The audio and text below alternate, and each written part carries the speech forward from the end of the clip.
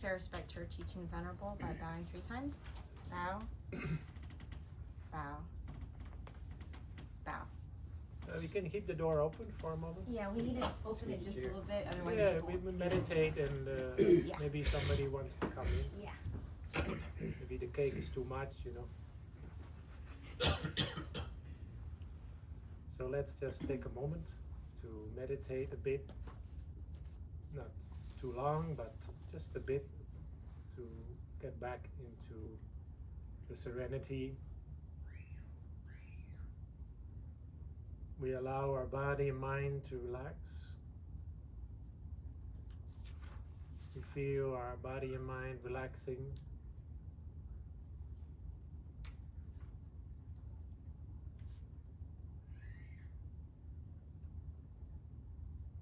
We might imagine that there's a flow of relaxation moving through our body.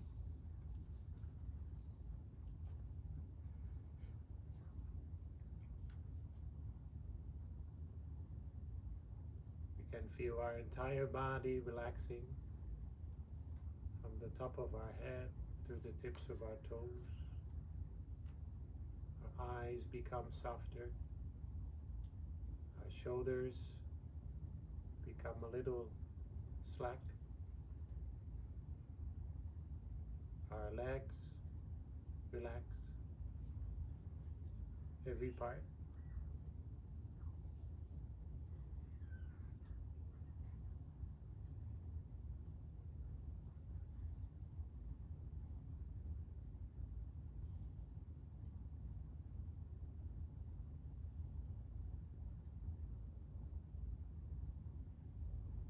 And then we allow all the thoughts in our mind to just flow through, like water flowing through the pipes of the plumbing. We can feel our thoughts flowing through, sometimes lingering a bit, and then going on. We don't have to resist our thoughts, and we don't have to follow them around. Just sitting with the water flowing through the tubes, the pipes.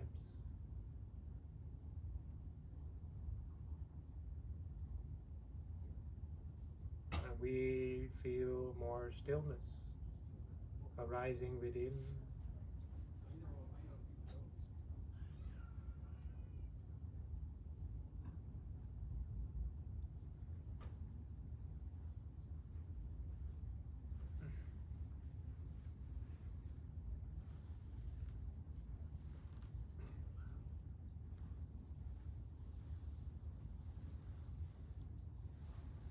There's more space, more room.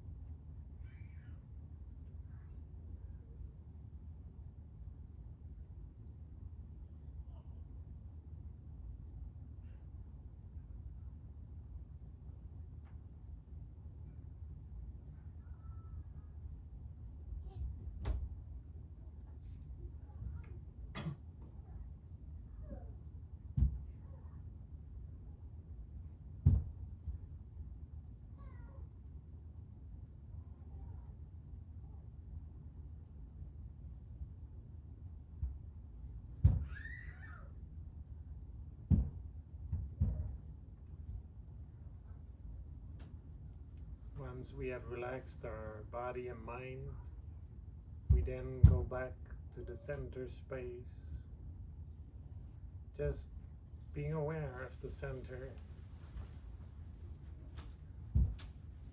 without any force, without any rush, just making a soft connection.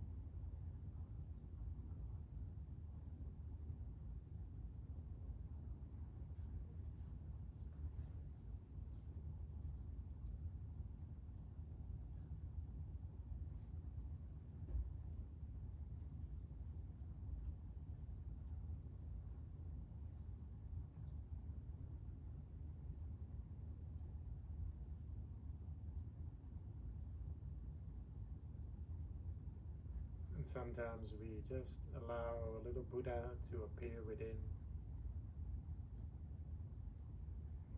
And sometimes we just listen to the mantra, whatever feels right for the moment.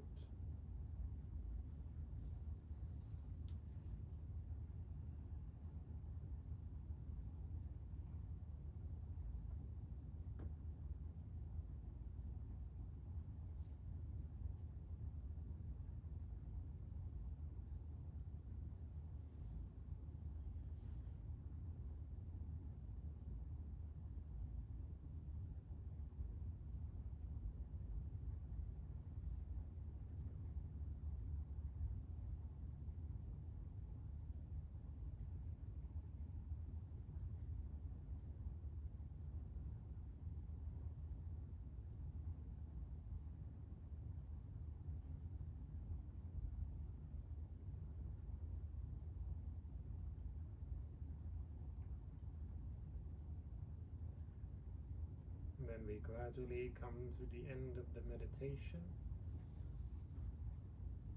while we are still connected with the center.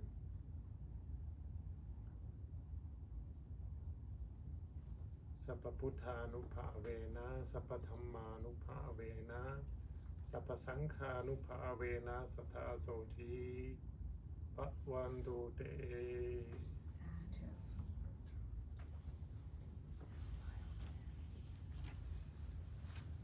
It's weird to see all of you in real life now. Yeah. When we met before, right? 2 years ago. Yes. Most of you anyway. No big bird though. P, you're the big bird. I was gonna say the same thing, but I was like, don't say that too much. Bird, But you're an orange. Orange bird. Nice bird. So there's B said that there's a lot of interest in karma with regard to what is the meaning of karma and how should we understand it. So I looked at some of the things I've been teaching for the last years, and so I took some of those things, and for this session and the next 3 to talk a little bit about that. And yeah, it works best if because there's a lot, well, there's not a lot, but there's some things to talk about. It works best if we do the questions at the end, but I'll make sure that there's some time for that. And we'll maybe we switch the recording off when there's questions, so that works well. So there is a teaching in Buddhism, we call it right view. Right view, and in English it's right view, usually translated like that, or right understanding. And the word in the ancient Indian language is sammatiti. Sammatiti. And samma, it actually, the meaning of samma is the same as the same word as we use for the mantra, sammalahan, and can mean right or perfect. And it actually, it's more than just right, as in I'm right or you are right or this is morally right. It's partly it's about ethics, but it's not only that. It's everything that leads to enlightenment, everything that leads to becoming a better person, everything that leads to becoming, developing ourselves towards the end of suffering and true happiness. So that is the meaning of right view. And when we are talking about right view, so this is when we are just going to the next page. Just going back and forth a bit, okay? So right view in the Buddhist teaching, the Buddha said himself, they are like, it's like the beginning of something new. Like everything in right view is like the beginning of the entire path. If you look at the Eightfold Path, the circle, right? You can see that right view is number 1 on the Eightfold Path. And everything leads from, if you have the right perspective on life, then it leads you to think in a certain way, to speak in a certain way, to act in a certain way, build habits in a certain way, and then that leads you to have a stronger mind, more mindfulness, and that then feeds back into the strength of our mind and the way we look at life. And it has such an effect on our life, on every part of our life, that the Buddha said it's like you have a very messy garden or a messy land, and then you start to plant good crops on it. And not only do you get good fruits from those crops, but you also improve the land with those crops. So because you put the good seeds in the land itself will improve because of that. So this is the meaning of right view. Right view is like it just the way we think or the way we look at life affects everything. So this is right view. Now that's all very theoretical. So I thought, since I'm in America now, I thought I use an anonymous poem from America, probably. I think it's from America. But it's anonymous, so nobody really knows where it's from. If you were busy being kind, before you knew it, you would find, you would soon forget to think 'twas true, that someone was unkind to you. If you were busy being glad and cheering people who are sad, although your heart might ache a bit, you'd soon forget to notice it. If you were busy being good and doing just the best you could, you'd not have time to blame some man who's doing just the best he can. If you were busy being right, you'd find yourself too busy quite to criticize your neighbor long because he's busy being wrong. So in other words, right view is about a certain focus in life and also a certain dedication to goodness.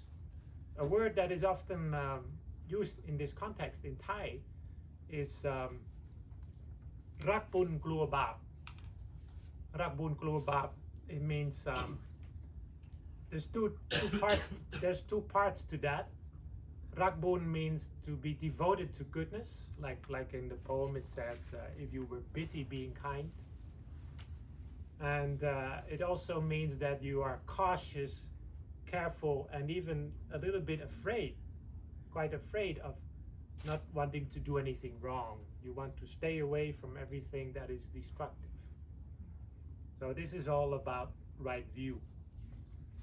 So in the Eightfold Path, which is like one of the first teachings that the Buddha taught, right view is the start of everything. And the Buddha compared it not only to good seeds that you plant in the land, but he also compared it to a dawn of a new day. So there is some concept in educational sciences that is a little bit comparable, similar, and it's called moral reasoning in psychology and educational science. Okay, it's maybe a bit theoretical, but it's quite good to look at this, and it makes it more clear. The first one is to be morally sensitive. That means that when there's something you feel like, okay, I have to make a moral choice now, you notice that. You notice that. You don't just go along with what everybody's doing. You know, oh, hold on, I have to make a choice here. I have to make the right decision. What page are we supposed to be on? Oh yeah, we go back and forth all the time. First one. I'm the bird, right? Moral sensitivity, it's the first page. It's the 4 square thing. So moral sensitivity is like, you see you have some of your co-workers, they're kind of stealing little things from the company they're working for. And everybody says, yeah, everybody does that. But then you feel like, okay, there's a choice to be made here. You don't just go along. Moral judgment is that you have some knowledge to make the right choices. Okay, so you not only know that there are choices to be made, but you also know how to make them. And after you make that choice, you have the moral motivation to stick to your principles. So like some people, they feel, yeah, smoking is not good. I made that moral decision. But, you know, then the new year comes along, you still have a little bit of motivation, but then after 2 months, maybe even 1 month, then, okay, maybe just 1 cigarette, something like that. That is, you lack the moral motivation. So like in Thai language, they say, Lak Bun Klo Bab, it also means that you dedicate yourself to goodness and that you are able to unlearn everything that's not good for you. And that all comes together in the word moral character, and that is when it becomes part of who you are.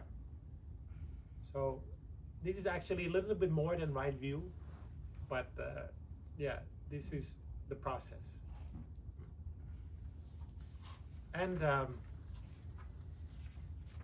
so what kind of examples can we talk about when we talk about right view, right? There is, in the Buddhist text, they talk about mundane and supramundane right view. It sounds a bit abstract, but mundane means that it makes you a good person, makes you a good citizen, makes you a good brother, a good sister, a good father, a good mother. That is mundane. It's not mundane in that it's very normal. It's absolutely more than normal. It's very good. It's very responsible. It's very good. But it's mundane in the sense that it doesn't lead to enlightenment yet. Okay. So there's also I don't even know how to pronounce it. Supramundane right view, and that is actually about understanding suffering, understanding what causes us to suffer, and overcoming it, and that is becoming enlightened. But today, these four afternoons, we mostly will be talking about the 10 forms of normal right view, mundane. And the first, I've actually, I used to translate it very complicated, but now I've made it more easier. And I think it's actually closer to the original. The Buddha actually was very brief when he described these first forms of right view. There's in total 10, and the first 4 are very important. He says the first is giving is real. Second is helping is real. The third is giving honor is real, or honoring is real. And then the fourth one is there really are results of our good and bad actions. It sounds like a Sunday school, huh? But it's very powerful, and you can see it actually. There's a teaching like our deputy abbot in Thailand. His name is Lompa Tativo. I just call him briefly Lompa Tata. You all know about Lompi Lompa, right? No? Okay. There is actually 3 words you have to know when you come to Dhammakaya. And sometimes it's a bit complicated, so some of the when you come here for the first time, you may just hear the word venerable, and that's it. It's kind of a word that Buddhism has been adopting in the last 20, 30 years or something. I think in Christianity it's only used in letters. But the original Thai word is what we use is lompu. Lompu is the can you remember the black and white picture of the very strict? He's right behind you. Thank you. So that is lompu.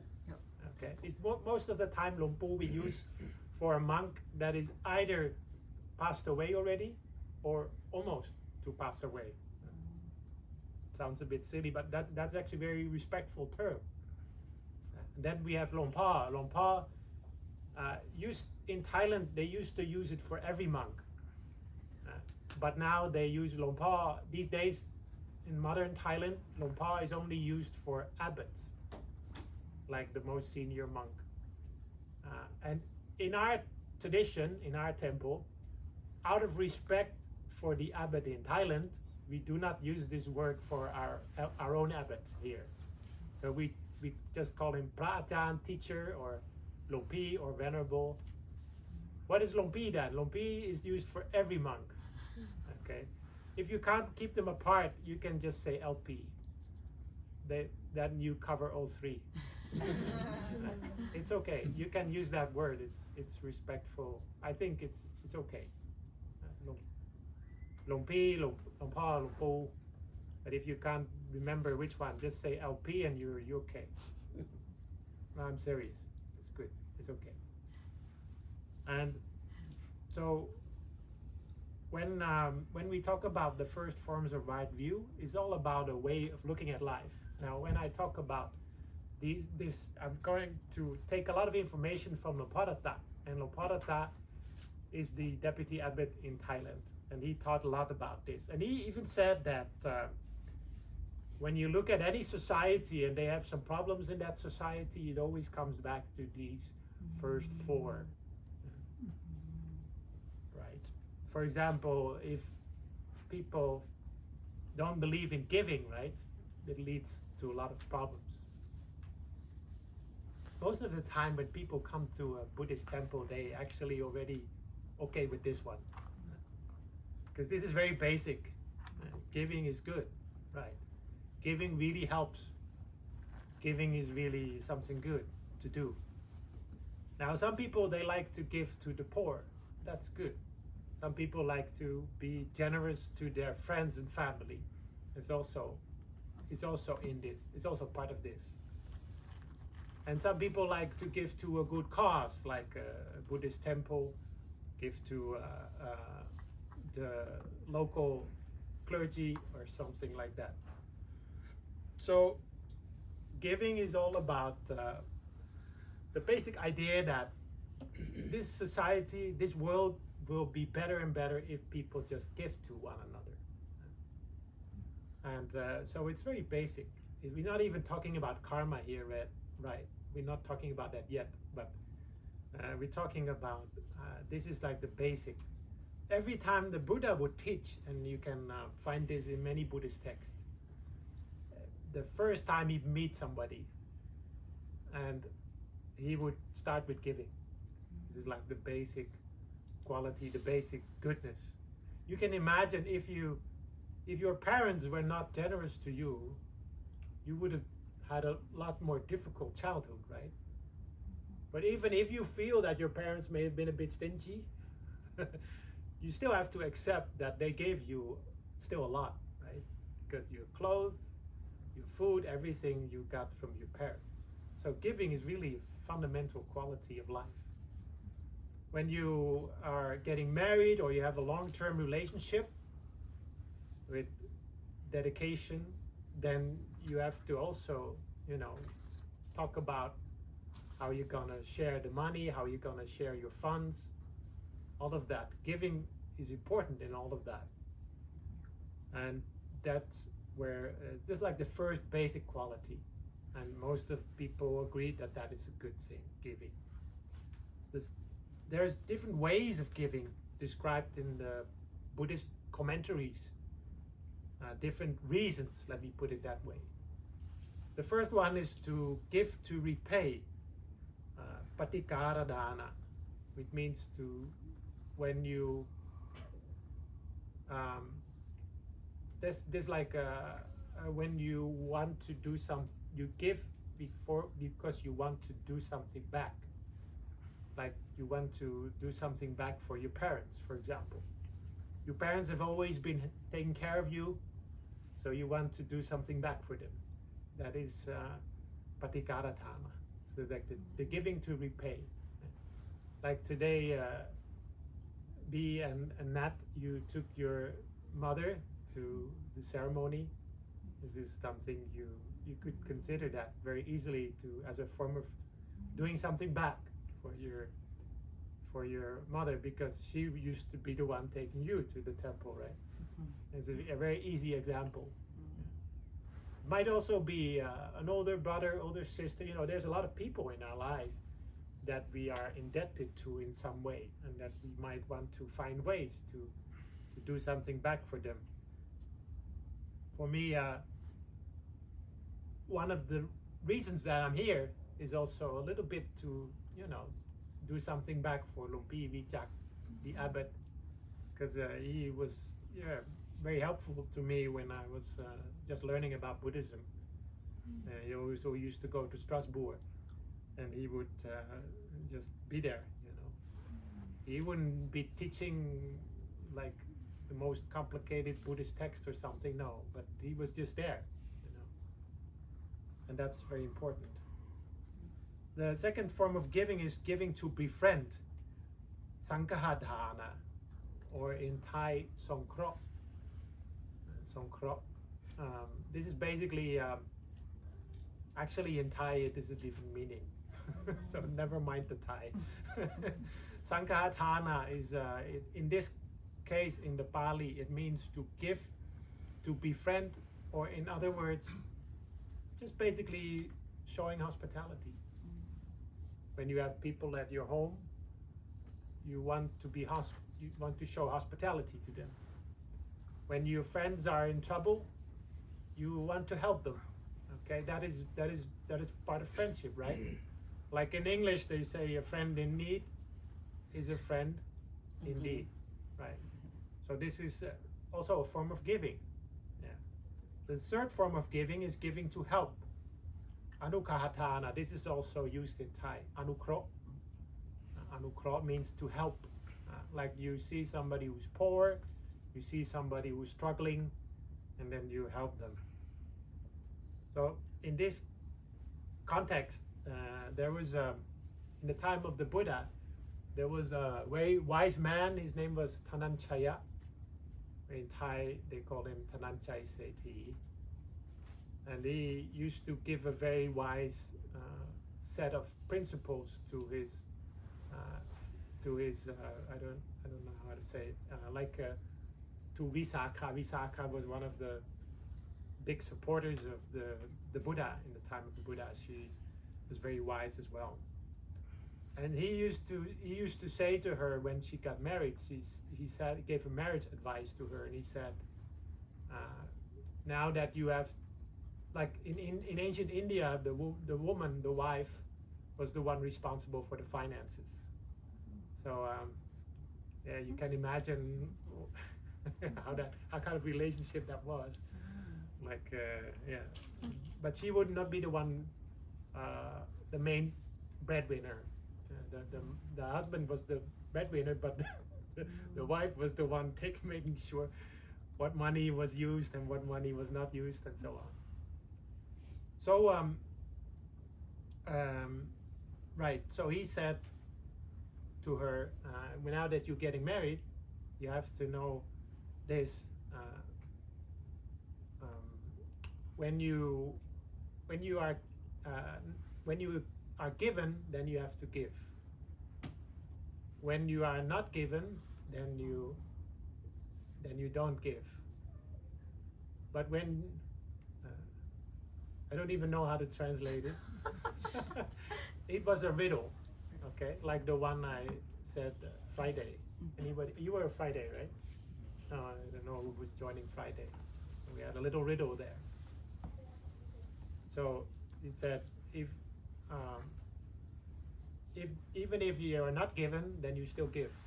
That is the third one. So can you remember? Even if you're not given, you still give. So the first one is when you're given, you give. The second one is you're not given, you don't give. The third one is even if you're not given, then you still give. Yeah. So everybody was confused. I'm not talking about now, I'm talking in the times of the Buddha. So everybody was like, what is he saying? And then Visakha, she had so much wisdom, immediately she understood. And then she explained it. Thananchai didn't have to say a word. And so the meaning was that when we give to somebody to help, and they give it back after a while, like we borrow some money to somebody, then they give it back after a while, then you can remember this is somebody you can rely on. So even if they are in need again in the future, if you know that they give it back, okay, you can rely and you can help them again. But if it's somebody who you know, you never gives anything back. Always ask, but never gives anything back. Okay, then maybe you have to ask yourself, should I give to that person? But then the third one is, even if the person doesn't give it back, but is really somebody who's in need. This is a person that even if he wanted to, he couldn't give it back. He was really in need, somebody who's really struggling financially or struggling in other ways, then sometimes even if you know the person can't give back, you still give. So this is anukahatana, to give to help.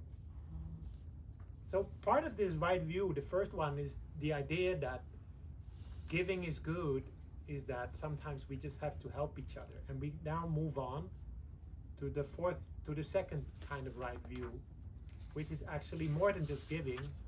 Helping is real. And we'll get back to give to purify later on. Okay, the fourth form of giving that I just mentioned. Helping is real is very similar to giving is real, but it's a little deeper, quite deeper actually.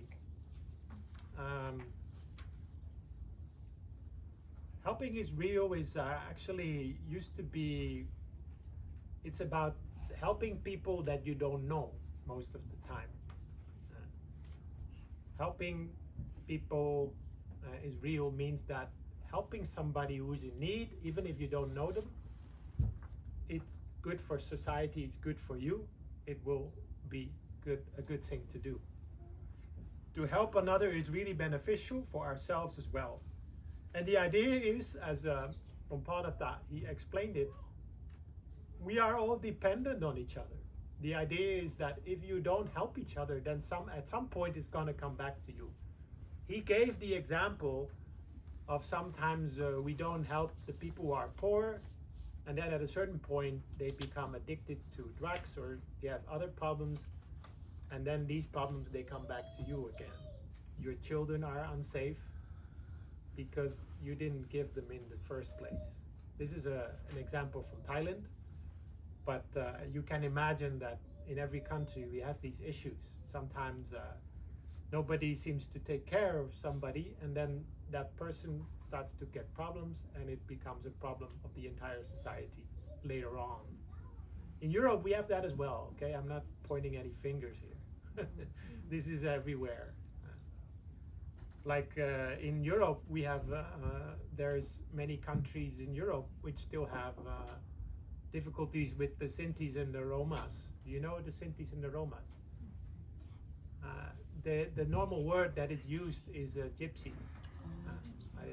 It's considered a bit not very kind word to use gypsies.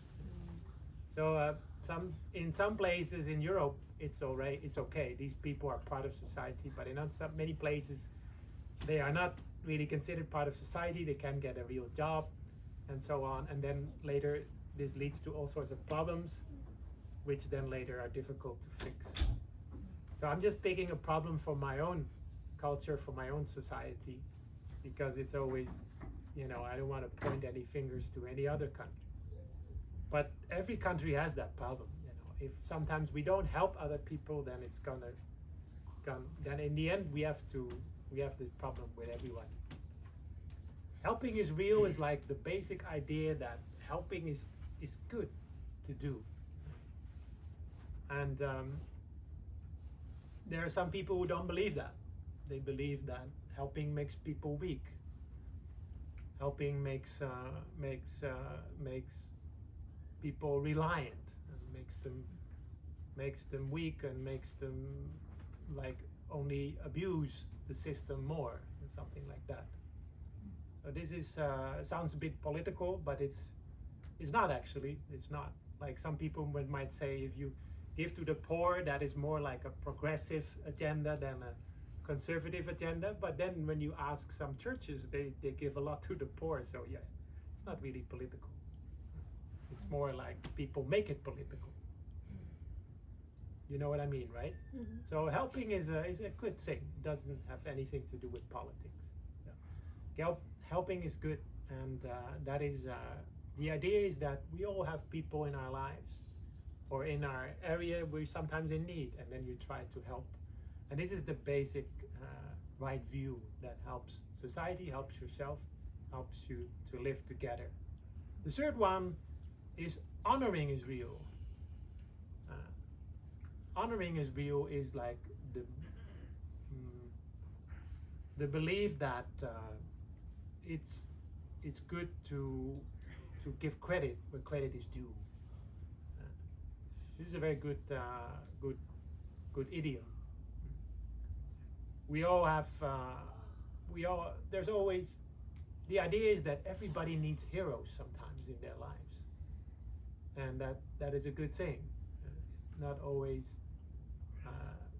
Then some people complain, like a lot of people need idols, and that's sometimes a weakness or something, but it's also a good thing. The Buddha himself, he said that not having anybody or anything to respect makes our life miserable. This is what the Buddha said in the early text, Ankuttara. And he said that even himself, he was considered the Buddha. He was considered like having the highest knowledge, having the highest understanding that a human being can find. But still, he believed that he still needed something to respect. So he said that he asked himself that question when he had become enlightened. He said, who should I bow down to? Basically, that was his question. And then he made the decision, I'm going to bow down to the truth that I discovered. So this is honoring is real. We all need something or somebody to honor. And in this part, I think this thing is Asian people are a bit better than in the West. Like since the French Revolution and so on, we kind of been throwing a lot of these customs that have to do with showing respect. We kind of throw them out the window. Right. So this is a bit of shame because it's good to have these customs, to have these things, but it doesn't mean that in the West we don't have any form of respect, but it's not so much expressed. Don't know if I put in the, yeah, I did put it in. Yeah, I tried to fix the color of this one, but I couldn't get it fixed. The forms of respect. Okay, you're gonna need real good eyes for this one. I couldn't fix the color. The software didn't want me to fix it. But you can read the first 4 words, right? Sakara, pucha, manana, karukara. The first 2 are about showing respect. Showing respect is like all of the things we have to express our respect. And the last 2 are manana and karukara, is about knowing respect. Sometimes this word we use it when somebody's doing something wrong, then we say you have to know respect. Like in the Netherlands, they asked a bunch of random people what is the most important quality that they adhere to in life, and they all said respect. And then they asked some Dutch people, and then some Muslim Dutch people, and some Christian Dutch people, and they both said respect. So like that entire list of things, and they all said respect is the most important thing. But many people often refer to it when somebody else is doing something wrong. Like in Thai, they say kunatham, which means goodness of character. But then when you pronounce it a bit slower, kunatham means you have to do it. Kunatham, you have to do it, not me.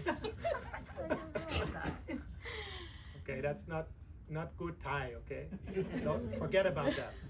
Don't remember that. So sometimes it's like that. So respect is actually not about pointing fingers to other people. Okay, respect is a quality in Buddhism that has much to do with having these heroes in our lives, having these people that are important to us in our lives, that we can, that are important to us, and that we can live up to these standards. Like we all think that patience is very important, and persistence is very important, and kindness is very important, right? And if you would have asked me all of these things when I was just a teenager, right, I would have said, yeah, all of these things are very good. But then I wouldn't be able to tell how to practice those things. And I wouldn't have any clear image in my mind how to practice these things, or how would it look like if somebody had these things in his mind, in his heart. But then later on I learned about our temple. Now I'm not saying it's only in our temple, there's many good people in the world. But in our temple I learned about, I met Lompadata that I talked about earlier, and I heard about the honorable teachers in our tradition, Lompo, Kunyai the nun, who founded our temple in Thailand, and also Lompatama, the abbot, who is currently the abbot in the temple. So these are like people that I didn't meet Lompo, I didn't meet Kunyai, but I did meet Lompadata and Lompatama, and like these people, they really make it easier for you to see what is meant by these good qualities like persistence, patience, and kindness. But otherwise, it's just a line in a book, right? Otherwise, it's just a line in a book. So that's why in Buddhism, respect is very important, because it has to do with learning things from other people. You can't learn everything from a book. You can't learn everything from a theory. So maybe some of you have met Lopi Nicolas, right? And Lopi Nicolas, he always had this line, this one-liner that he said, you can't get virtue unpackaged. Like when you buy virtue, you can't get it unpackaged. So you know what I mean, right? Like when you buy batteries, you can't buy them without the package. He said, when you buy virtue, you can't buy it without the package either. Because when you want to learn something like patience, persistence, or kindness, then it always comes in the package of a human being. So it's a bit of a silly way to say it, but it's quite understandable in that way. So you learn about these things through other people, not only from a theory or something like that. So that's why respect in Buddhism is so important. And it's important to have ideals, to have people that we look up to. Like in the Netherlands, they used to have a show called The Heroes of the Netherlands, and people would vote which person they come in. Oh, it's locked? Okay. So they would vote for which person they think was most important in the Dutch history. And first it was going very well. It was a very good program. A lot of people learned about the history of Netherlands, and people would start voting for which person was most important in the history, did the best things, had the strongest character, and so on. And then later somebody hacked, like literally hacked this computer system. This was the 90s, so yeah, it was easy to hack. And they put in the name of a politician. The whole program got cancelled after one season. So yeah, that was the 90s. So it was but it was a good idea, you know. I'm sure that there is some similar show or similar program that has ever been in America. They must have had something like that. You must have had something like that.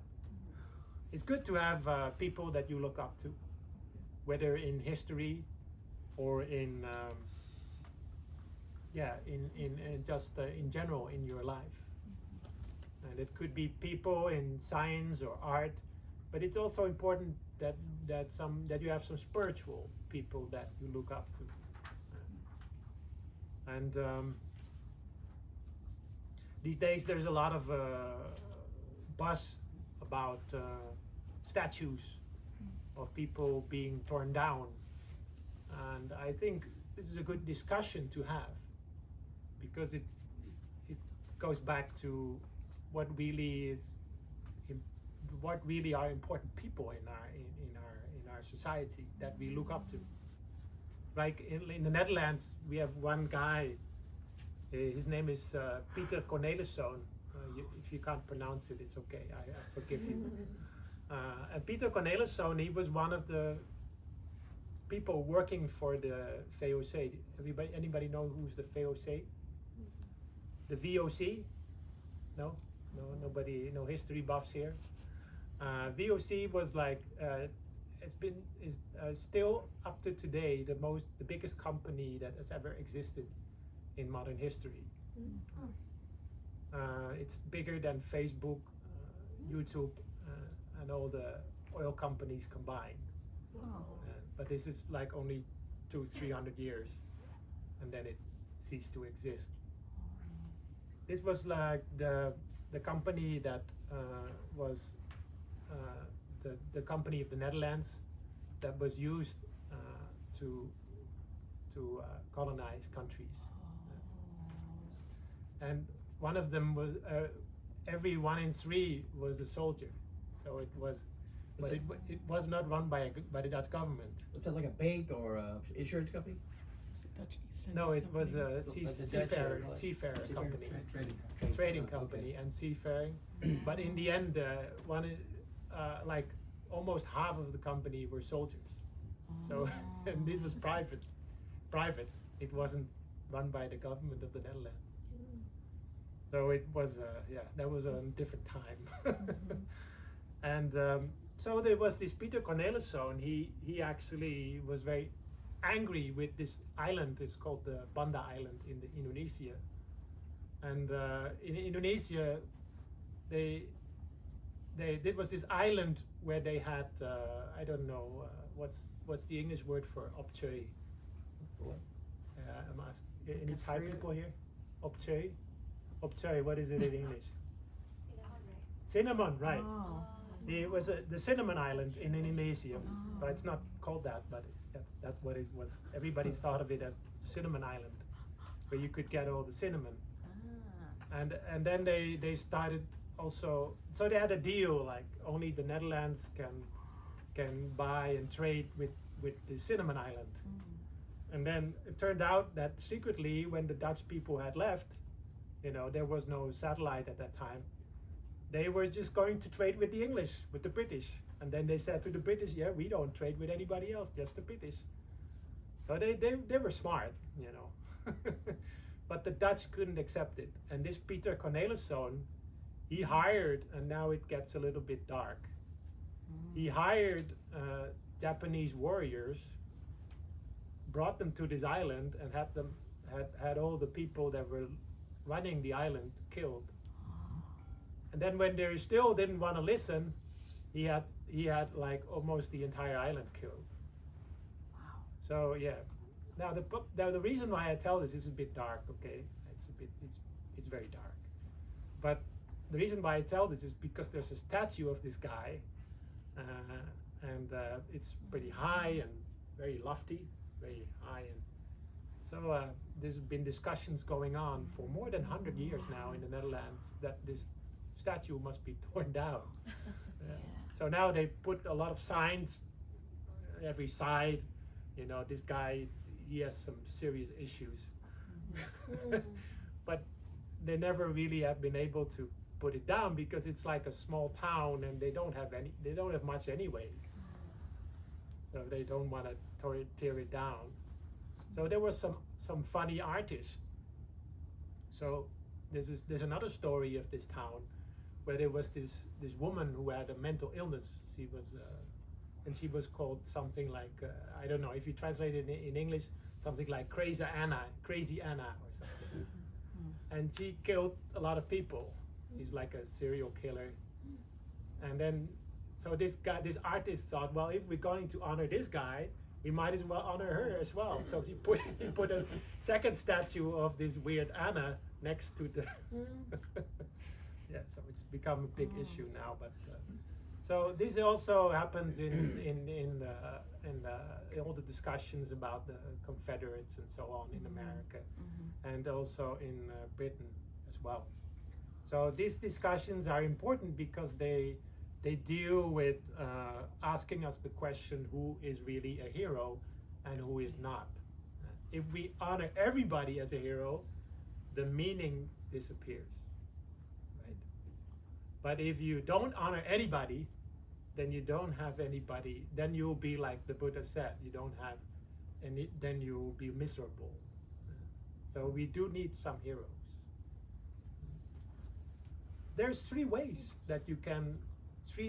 things you can look at when you respect somebody, according to Thai Buddhist tradition. You respect people for their profession or responsibility, right?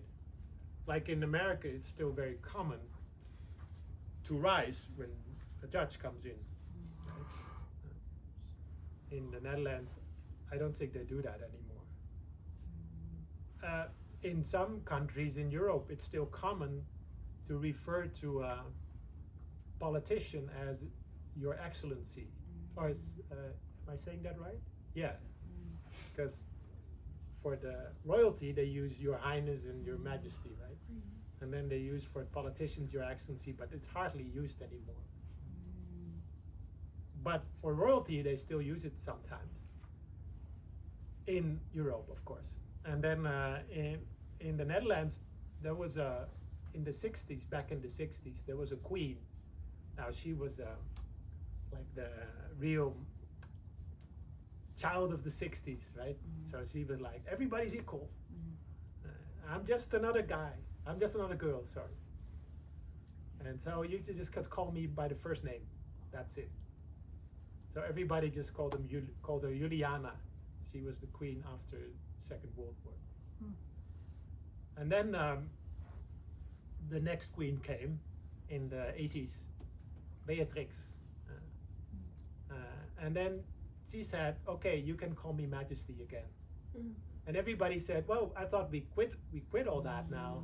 We abolished all of that. And she said, well, it's my job to be magistrate. It's my job to try to be majestic. And if I'm not majestic, I'm not doing my job. So I think she had a point there. I should say that she wasn't, I actually met her because we have this religious activity every year, every 2 years. We used to have all the religions, and then she would be there as well. But the point is that she was actually a very down-to-earth kind of person. But she felt that sometimes using a word like that has a function. Like in Thai, we use the word longpi for a monk. It just means brother. And luong, but luong, it means somebody who's, it's considered a bit of an honorific, like a term that you use to honor somebody. Luong is usually referred to the royalty or used to the government, used for the government, but it's also used for monks. So it is a bit of a term that kind of reminds you when you are a monk, okay, I have to be like that. I have to be a longpi. I can't just be any other guy. I have to try my best. And I think it works like that for many things. Right? So if it's a good judge and he comes in the room and everybody rises, then he'll think to himself, I have to make sure that I'm worthy of all these people rising for me. Or if people come into the office of a doctor and they don't call him John or Jack, but they call him doctor, they have to think to himself, okay, that means I have to try to be a person that is worthy of the name doctor, right? If anybody still uses that, maybe everybody says doc. Right. So this is one form of respect, but it's a bit superficial still, right? It's only referred to your profession, your position. The second form is seniority. In Buddhism, this is very important because when we respect somebody for their seniority, we respect that person for being here on this world before us. So they've been looking at this world, they've been learning about this world before us, and therefore we can learn from them. Respect for seniority is very important in Buddhism. There's some stories about that as well. And if we have time, I can talk about that some other time.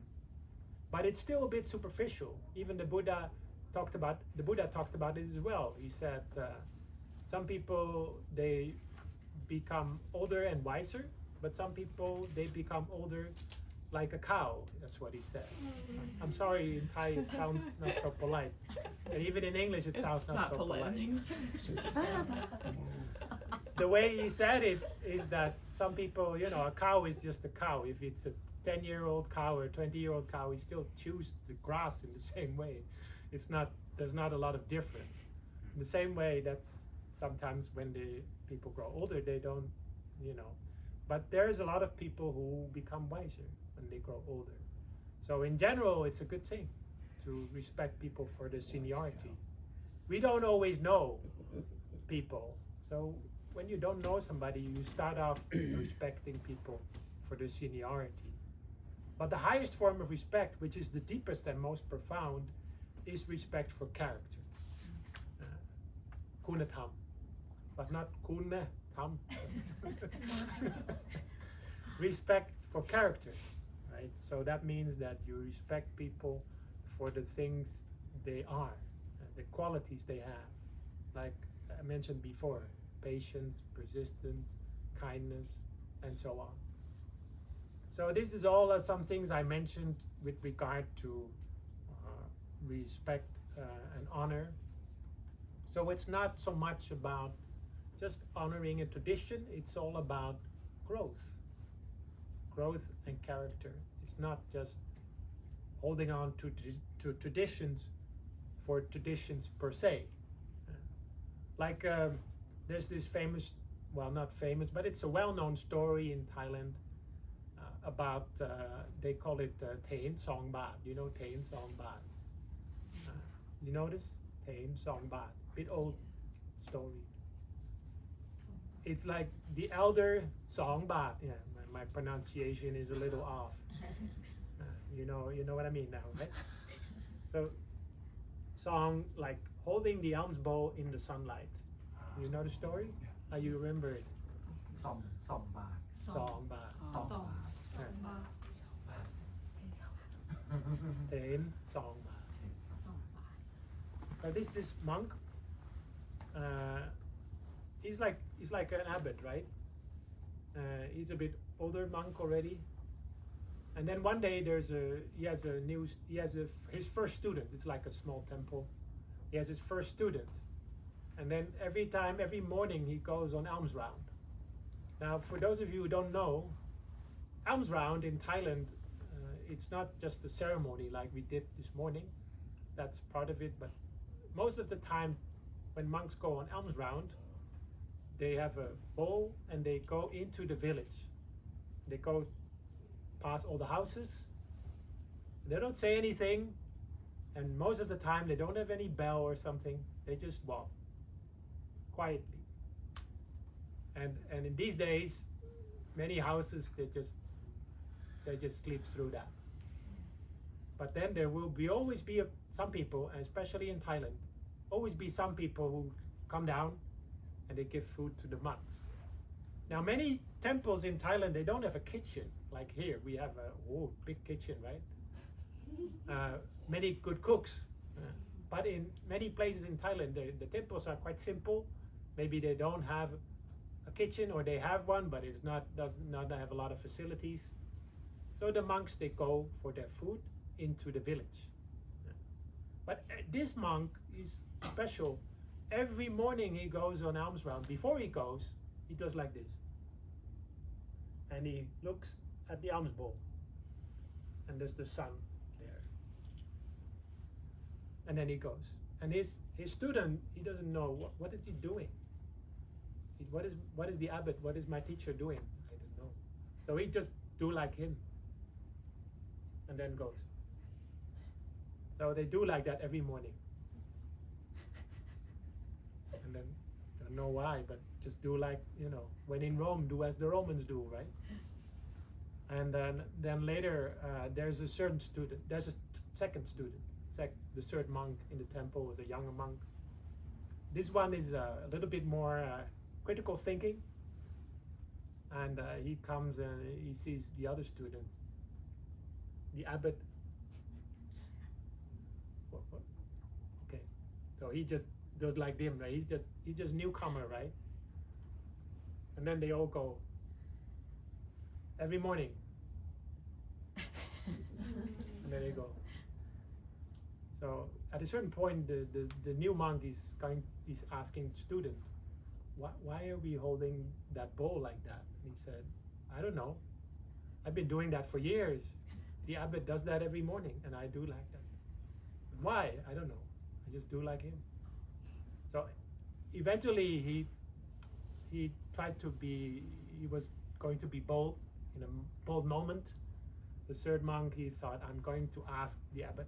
And he asked him, why do you do this every morning? Just asking, okay?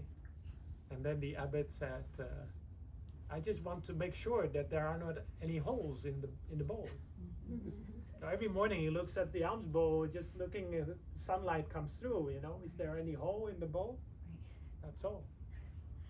So sometimes we don't know why.